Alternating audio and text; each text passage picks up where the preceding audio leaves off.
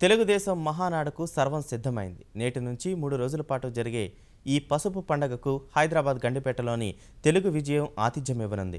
విభజన తర్వాత 2 రాష్ట్రాల్లోనూ పార్టీకి దశ ఇచ్చే రాజకీయ వ్యూహం ఖరారు, జాతీయ పార్టీ ఆవిర్భావం దిశగా అడుగులు, తాత్కాలికంగా కేంద్ర కమిటీ ఏర్పాటు, యువనేత లోకేష్కు కీలక బాధ్యతల అప్పగింత తదితర అంశాలే లక్ష్యంగా మహానాడు జరగనుంది.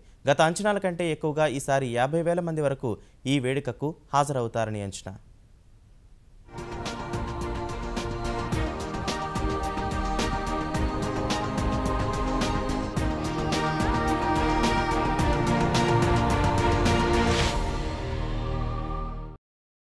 తెలుగుదేశం వ్యవస్థాపక అధ్యక్షుడు నందమూరి తారక రామారావు జయంతి సందర్భంగా తెలుగుదేశం ఏటా నిర్వహించే మహానాడు మరికాసేపట్లో ప్రారంభం కానుంది.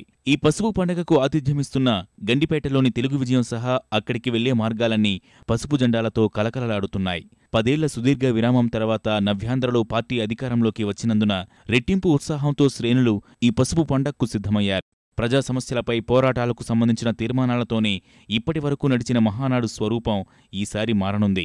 ఒకచోట అధికారం, మరోచోట ప్రతిపక్షంలో ఉన్నందున సమన్వయం చేసుకుంటూ ఈ మహానాడులో ముందుకెళ్లనుంది.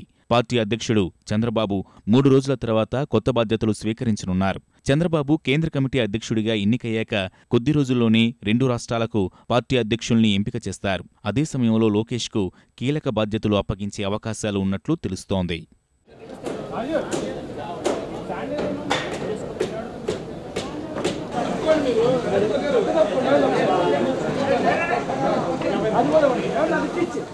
ఆంధ్రప్రదేశ్, తెలంగాణ రాష్ట్రాల అవసరాలకు అనుగుణంగా ఏం చేయాలన్న దానిపై మహానాడులో కార్యాచరణ ప్రణాళిక రూపొందిస్తారు. తొలి రోజు ప్రతినిధుల నమోదుతో కార్యక్రమం ప్రారంభం కానుంది.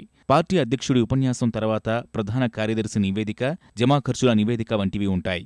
భోజన విరామం తర్వాత పార్టీ సభ్యత్వం, కార్యకర్తల సంక్షేమంపై కీలక చర్చ ఉంటుంది. ఆంధ్రప్రదేశ్కు సంబంధించి రైతు సాధికారత, లాభసాటి వ్యవసాయం, హుద్హుద్ తుపానును ప్రభుత్వం సమర్థంగా ఎదుర్కొన్న తీరు, 2029 నాటికి దేశంలో అగ్రగామి రాష్ట్రంగా ఆంధ్రప్రదేశ్ వంటి తీర్మానాలపై చర్చించనున్నారు.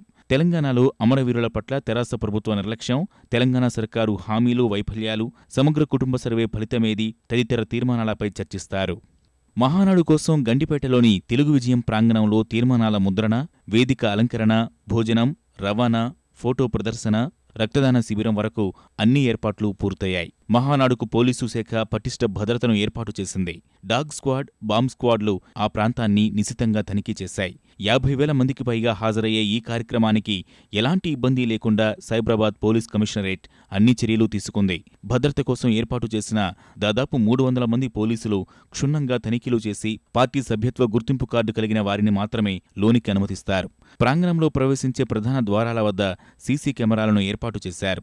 మహానాడుకు వచ్చే వాహనాలను క్రమబద్ధీకరించేందుకు ట్రాఫిక్ పోలీసులు ప్రత్యేక చర్యలు తీసుకున్నారు. ట్రాఫిక్కు అంతరాయం ఏర్పడకుండా పార్కింగ్ స్థలాల్లోకి వాహనాలను తరలించేందుకు చర్యలు తీసుకుంటున్నారు.